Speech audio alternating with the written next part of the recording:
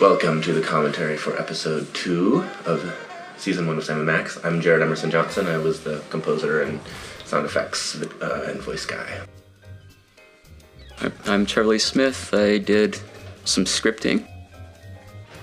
I'm Sgro. I'm technical director. I did some effects and character models and whatnot. I'm Brezzo. I did choreography. This one's very orange. Very orange. Very orange. This the one where they started, it was the second episode and they started guessing the rainbow color scheme. I know already, yeah. Yeah, it only took 2. Scary. And then you... Very smart, Sam & Max fans. Very smart, very perceptive.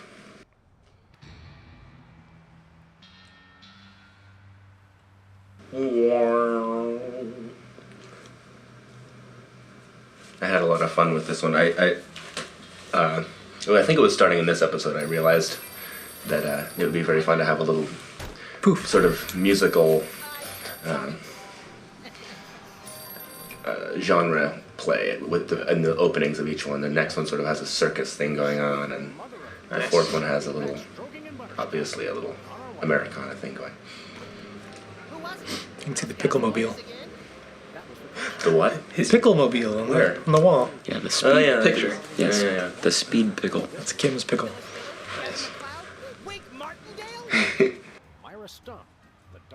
This is, for starting from episode 2, we had to replace the actor we had cast as Max because of some serious health problems. So this is the first work of William Caston, who stepped in and really got us out of a bind and did the rest of the season, and I think does an incredible Max voice. Yeah, they really got better every episode. Yeah. For making chores, his reads are really good to work They're off very of. He's very expressive. He's a pro. You didn't see those legs. Did we? No, they didn't. There were no legs at the bottom of the TV. You want to talk about how we... Yeah, she's actually a full model stuffed inside that TV. Flattened a little bit. It's flattened quite a bit. That's why all this TV stuff is a pain, because we don't have render to texture, so we actually have to shove it all in there. That would be a whole lot of data if we did it all through textures or a movie file. No, but if you do render to texture, you can have everything off screen and render it. I see. Render it to another texture, which gets displayed elsewhere. We'll have it in the future. Yeah, this is this very similar thing to what you see in episode 5 when Sam goes flat. It's the same technique. It's just she's much smaller to fit in the TV. Good old TV. It's the only way I still feel well adjusted. The only way. I could use a shave. I'll say, your 5 o'clock shadow goes clear to your ankles. That little musical stinger that keeps appearing is a very vague reference to one of the themes Clint LeJake and Peter McConnell put together for Hit the Road for the Whack-A-Rat game. Nice. There's a whole little music cue, and it's just a little tiny snippet of it whenever Jimmy does anything. That Bosco line was one of everybody's favorites. Everybody loves to hear Tally Ho Foo. Yeah. I call diseased. Thank you. First, Where'd the Shaving King I'd go? like to thank all the little people. Zip it. Okay, just realize your dog is walking death, and you'll have to put him down for the good of society. Really? You're sad, you're despondent, you're grief-stricken. Now, show me the emotion. Boo-hoo? You call that emotion? I've seen Myra show more emotion, and she ought to be declared a natural Botox routine. Go ahead. This sequence was choreographed by Pete Sakel. He is not going to make it in for any of these recordings, but he did a great job on just a whole boatload of choreography through all of the episodes. This is a great example of his work. Really hits emotion well on top of the lines. And Yeah, we started to really push the moods a lot more, starting in episode 2. Definitely. It's a new technology. What possessed you to do that? The demonic force called acting, Sam. You should try it. Sam's brow sticks out a little bit too much, though. We were all learning lessons through all the first episodes that Bravo! Such realism, such honor. helped make 4, 5, and 6 all the great ones that they are. Shooting him. How did you do the sound effects? You don't want to know. The search for the Midtown. You really don't want to know. Filming immediately. Let's hurry, Sam. We only have 14 minutes and 55 seconds of fame left. Okay, now remember, your landlord's at the door, and you don't want him to. This is straight into situation comedy here. Right. Little Midtown Cowboys theme song here. It's a great theme song. I tried to use every single one of them that you delivered to us. They're probably heading a cow. They're probably heading a cow. Credit goes to Jake Rodkin for coming up with that phrase. That phrase. Awesome. Yeah. They're probably heading a cow. I just thought that was the funniest thing in the world. That cow is not the same cow from Bone. It's a different model. Keep telling yourself that. Different texture. I know. It is. I know. I just love how it's your torch. That texture's never showed up on Bone either. We never had a brown spotted like that. No. However, I think the eyelashes on the cow are a reuse. Yeah. There we go. And Featherly is not the same chicken from Bone either. No. He's more of a rooster, not. but not He's totally. sort of more of a rooster, but he's also, I don't know. I have a theory that Mr. Featherly might be a girl. Yeah. Well, he's definitely He's got traits of both. He was a fun character to work with for choreography. It's very interesting to try and get a chicken to express. Yeah. He's probably my favorite character. He's a fun character, making him walk around and flap around, and Oh god. and of course that. The audience sounds really make this Certainly. scene for me. You couldn't do a sitcom takeoff No. without a bunch of canned laughter. No, yeah, it's funny. Whatever stuff is really good. What's it called in English? It's I really enjoyed the angle of that particular shot as well, with the cow kind of sticking in there. Waggling tail, just sort of. That is my favorite. What? And this spitting that goes on just a little bit too long. Yeah, it was huge. I just had to keep on animating it. Better get the serious toothpaste. Yes, tied in with a point up left. Everyone's point up. Yeah, we use point ups. They turn up a lot. We try and not to use them too much, but My news. Don't call me for at least an hour.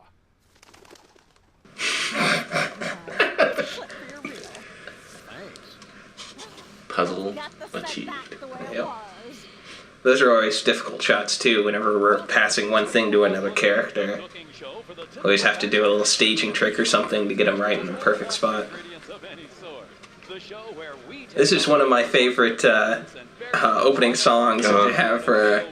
Yeah, It's the Wacky Trumpets, I think. it's sort of it's a wacky trumpet. I had the hardest time getting the trumpeter to play it because it was just so high, and he kept talking about how you should have told me to bring a piccolo trumpet, but the quality is very different with a piccolo trumpet, and I wanted it to just be that biting, ridiculously high, squealing sort of Baroque sound, and he nailed it eventually and stopped complaining. It was Nice. Came out very well. Those hats are exactly the same model from Bone. Oh, so there is One of the only cases where we use the exact same model. Of course, we should note that Max's is scaled, of course. So yeah, Heard of or used. Mine's MSG. If you I love it enough, MSG. you feel a burning sensation in the back of the neck, forearms, and chest. You're just it's kind of sad that most Chinese places don't put enough in their food anymore. Like, you used to be able to get MSG in your food and then feel drunk afterwards, but now Wow. Can we say enough about roofing tile shards? Obviously, we can. Now, do we broil it, Sam? Right you are, little buddy. Into the oven it goes. And the magic of TV Broiled a giant pot. one gorgeous, delicious that looks tasty. Yeah, gorgeous cake. Where did the icing come from? That was the MSG. Oh, I see. Got another contestant. Hit it. Cue! Yay, rainbows! I thought I'd only have to do rainbows for one episode. Little did you know. Oh, God. Another spastic little theme song here. The question is, am I blue? I remember in the voice sessions for this one when we were first meeting Hugh, and we knew that he was going to be coming back in a big way later in the season, and I think Brendan and I had talked a little bit about the characterization from him, and we had a basic idea, but when we got into the studio with David Boyle and really got going, he was just doing all of this really out there stuff, and I just remember we were just, I mean, we had more fun recording him for episode 2 than I think we did doing any other voice for the rest of the whole season, and he just was so out of control that I was almost like not sure if it was going to really work. I was just like, this is like really crazy. And we got a lot of safeties, you know, in case it wasn't working. But then when we had it all edited and put it in the game, it was just like, oh my god, this is the greatest character of all time.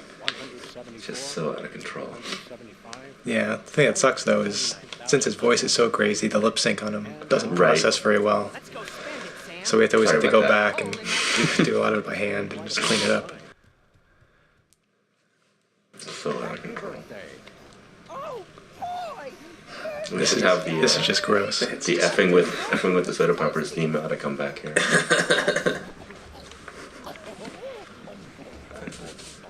It is really gross. Yeah, the best part is texture afterwards. Yeah, it's like a serial killer. With some fava beans. Exactly. It's candy.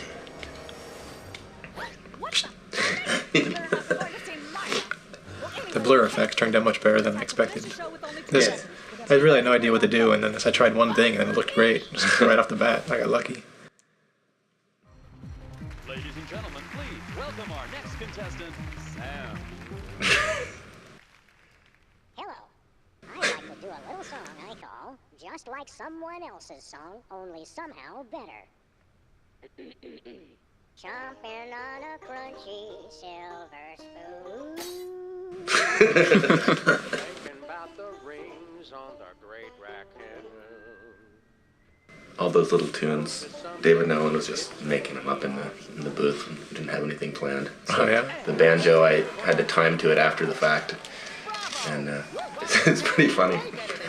Yeah, it comes across really well. It looks very planned, even though it wasn't. You're less sloppy than my brother is. You've got. That's how He doesn't even care. Oh. Peepers is the most terrifying of the poppers, in my opinion. He's just seems like he might be a sociopath. It's his gigantic eyes staring you down. There's something wrong with that guy. This microphone is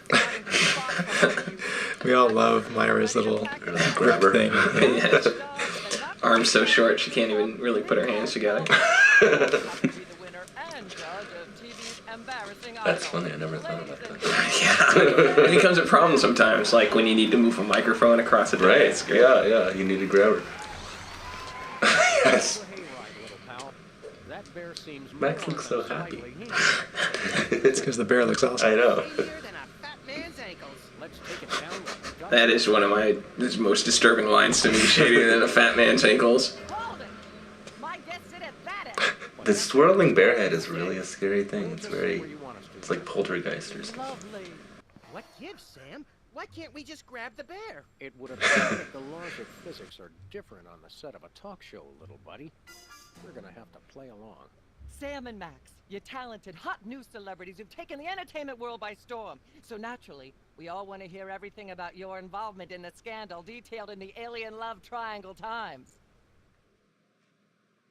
I'd like to mention my pal Sam and something that happened the other day. Anecdotes about other celebrities, even ones as dubious as you two, are There was a debate about the sparks on the microphone as far as audio is concerned, and it's always tricky with those kinds of things in these games because, you know, obviously it ought to be going, but it becomes prohibitively irritating if you actually do that. Yeah. Trying to think of other examples. There she goes. It's the Darth Vader effect again. Bessie just gets the hell out of there. But the creepy teddy bear is toast. Nuts. I wanted to ask it a few Little does Sam know. Maybe use it to hypnotize Katie Couric. Another glorious. That's a very puzzling line to me. On the bright side, the audience is free to go home. Some familiar silhouettes in the audience. Myra will have Yeah. us back on the show again soon? Speaking of unlikely, did you notice we just had 2 cases in a row involving hypnotic mind control? Complete coincidence? Yes, I think so. The cogs of the universe synchronize in ways we're not meant to see. Speaking of things we're not meant to see, And this is my little closing, the plot thickens musical theme here, the vibes. That puddle looked familiar that was on the table there. Yeah. let's head back to the cooking show set and see if we can figure out how to make fried pork rinds. Okay, but I get the feet. But he gets the feet. Episode 2, Sam and Max. Thank you for watching. It's a good one. Yeah.